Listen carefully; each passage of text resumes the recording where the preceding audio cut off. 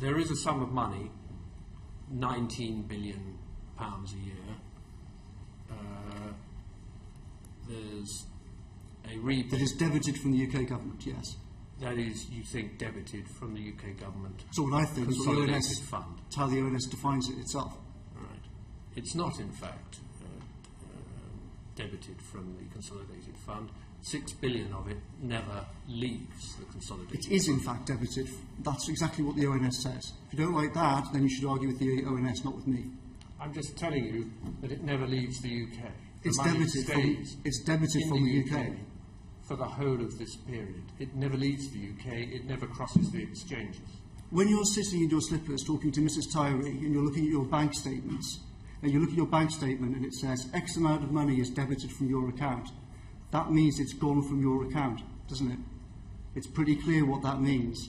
And the debiting is exactly what the ONS says here. It is debited from the UK. Table 9.9 of the ONS, that's what it says. As I just explained to you, and I used to work in the Treasury, and I was in the Treasury shortly after the Fontainebleau Agreement was negotiated, this money never leaves the Treasury.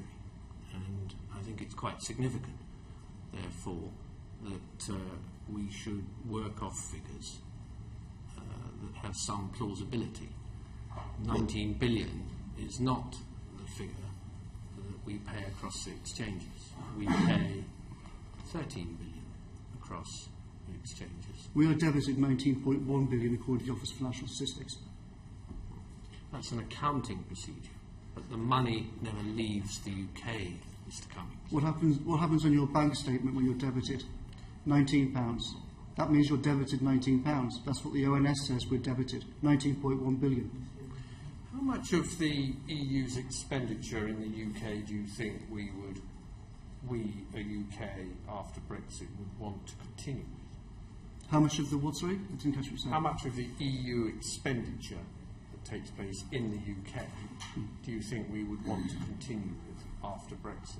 Well, of course, similarly to the regulatory issue, it's not for vote leave to say what should happen. Our fundamental argument is that it's up to, we should become a normal self-governing democracy again, and it should be up to elected representatives to have these arguments. I think there are some areas where all sensible people would say that after we vote leave on the 23rd of June, we don't want a whole load of cliff edges with funding. I have a particular interest in science, for example. It would be crazy suddenly to stop a huge amount of science funding as soon as we leave.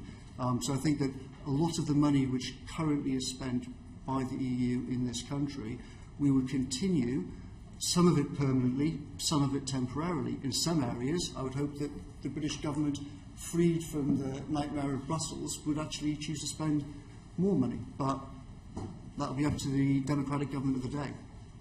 You've said it's not for you as an organisation to say what would happen, but you have said what you think should happen in a number of areas, haven't you? You've said we will pay farmers at least as much as they get now, and that's I'm reading from your website. You have said there will be financial protection for all groups that now get money from Brussels. I'm quoting again from your website. That does sound to me like an organisation that is saying what it thinks should happen to this money. Well, we're saying that there are various MPs who've spoken at events we've had. George Eustace, for example, spoke about farming and the problems that he sees every day with the CAP system, and he suggested that various ways in which you would deal with the EU payment system once after we vote leave. So we've given some indications, but we haven't given a sort of specific detailed budget because we don't really think it's our role to. But I do think it's important, we think it's important, to assure groups such as the Royal Society and to farmers that none of the serious people who are likely to be part of the next government and who are thinking about this in a position to take decisions on it are arguing for some kind of big cliff edge where suddenly this money is taken away. I think that's a sensible, whichever side of the argument you're on, it seems like a sensible way forward not to have any kind of jarring process with funding. But we are agreed, aren't we, that where you say there will be financial protection for all groups that now get money from Brussels, there will be a sum of money, a cost of that financial protection. Certainly, of course. Right. Have you made an estimate of what that might be? No, because it depends on exactly what the government of the day decides to do and exactly how it decides to do it. It hasn't interfered with your decision to carry on using the £350 million a week figure for gross EU contributions, has it? I mean, bearing in mind that we're not going to get anything like that sum, are we, if we're going to continue with all this financial protection? Bearing in mind that we are debited 19.1 billion a year according to the ONS, then that sum will be ours to spend as we wish after the 23rd of June. The truth is that you are spending quite a lot of this money even before you've got it back, aren't you? You're telling people, for example, that there are opportunities for extra money to be spent in the NHS, aren't you? Certainly, but once we stop being debited 19.1 billion a year, then there's a lot of money to go around. That doesn't even touch all of the other costs, for example, that the EU imposes, as I said before. Imagine what will happen to the school building programme, and I know this from personal experience, working with Michael Gove in the Department of Education. There will be billions over a decade saved in school building programme once we are free of the horrific EU procurement rules. And that figure is not included. The 350 million quid a week figure that we use is an underestimate of the savings that we will make from leaving the European Union, not an overestimate. Well, what do you reckon the right number might be? I don't know, but at a guess I would say tens of billions, at least more than the 350 million a week figure that we. Well, let's work off annual figures, so we can. We've got a 33 billion figure. I don't know, do you want to do a firm estimate while we're in the committee? You want to take the procurement? Or we're talking about the 19 billion figure from the money that crosses the 13 billion that crosses the exchanges and the 19 billion that's identified in the ONS as a gross contribution. Which figure do you think we're actually going to save here, Mr. Cummings? Well, I think that we will, at the very least, we will end the debit of 19.1 billion, which is a good start. But now we're talking about tens of billions. We're just trying to get a feel for how many more tens of billions. So that's 20 billion. That's a good start. You've then got the EU procurement rules. You've got EU energy costs. You've got all sorts of. There's huge amounts of ways in which the European Union costs us money. At some point in the campaign, certainly, we'll be totting all of these up, and we'll certainly send you a copy of the full bill. Why are you suggesting that you might want to advocate the whole of the £350 million per week that you say will be saved to the NHS?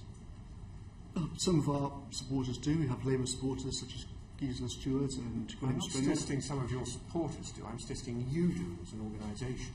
Why are you as an organisation doing this? We are saying that we often use the figure of 350 billion, which is an underestimate, of course. The actual figure is 350 million, sorry. The actual number is 367.4 million.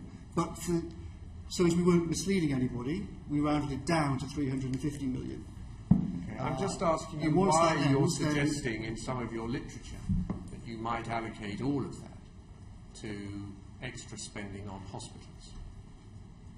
As an organisation, you are proposing that. As an organisation, we're saying that once we stop the 19.1 billion debit, then we will have £350 million a week, roughly speaking, to spend on our priorities like the NHS. And the NHS is the country's top priority, and it's a fairly obvious target for where a lot of these savings would be spent. I'm asking you the same question a third time. You have made it clear you think there are a number of other priorities that you personally might want to spend money on, such as science, and you've agreed that a number of other groups are going to get financial protection. Why have you nonetheless persisted with the idea that this same pot can be raided and used exclusively for the NHS? That's what I'm asking you. No, we're not. We're saying we've said. I have here one of your posters that's available, and you're encouraging your supporters to download, and I think it gives a clear enough message. Yes, very to clear any message. reasonable person. I hope the TV cameras that can is see. telling you that we should give the whole of this 350 million a week to the NHS, doesn't it? We could certainly give the NHS a very large proportion of that, but also remember there's all the other money that we've saved as well. There's not just the £350 million a week that we save from the budget. So we're going to put there's the all whole the other of money. 350 million into the NHS, and then we're going to fund all these other things that you're keen on, the science and the other financial protection you're going to provide to all the groups who now get their money from Brussels from another pot, as yet unspecified. Actually, has specified a few different examples of where the pot comes from. Energy regulation and EU procurement rules being two alone, which offer billions. There's more than enough billions to go around to put an awful lot more money into the NHS and protect science and protect agriculture and still have billions left over. Billions left over. This sounds like Aladdin's cave to me. I just want to touch on one more point. You are saying in hospitals, in your literature, aren't you, that we can give a lot more money to hospitals? You're distributing literature to that effect. You are doing that, aren't you? No, we're not. We're not distributing any literature to hospitals whatsoever. So I have a piece of literature here with your logo. Is this a pirated piece of literature? It says, "Vote Leave, Take Control." It's badged up as your literature. It says help protect your local hospital. Yeah. And it's got here at the bottom, vote leave take control.org. Mm-hmm. Is that not your organisation? It looks like it's one of our leaflets, yes. Okay. So you are distributing these things to hospitals. This was picked up from Guy's Hospital. Well, it was picked up from Guy's. Well, I saw that story in the paper as well. Or not in the paper, I think it was on the website. Well, I have one of the leaflets here, yes. Yes. I saw that story on the website, I think, last week. We haven't got a clue where that's come from. Certainly wasn't done by us. So this is a pirated? No. Well, I have no idea. I very much doubt it. But you're asking how... hang on. I just want clarity. I'm giving you clarity. You haven't yet. We'll have a go. I've got many of the points I've been asking, really. But let me just go through some very simple questions. Go for it. Did your organisation print this leaflet? It looks likely that we did, but obviously I can't tell about any individual leaflet. So you don't know what leaflets might be printed by your organisation. You're running a campaign, and you don't know. Sorry, I think you're misunderstanding what I'm saying. If you're saying, no, if you're asking about that, I don't think you're understanding the question. I'm asking a straightforward, simple question. Yes. We really are getting down to very simple questions. Is this a leaflet of your organisation? Do you mean that design of leaflet, or do you mean that individual leaflet?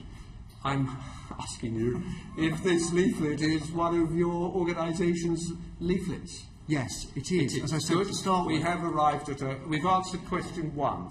We've arrived at question one. Now let's try question two.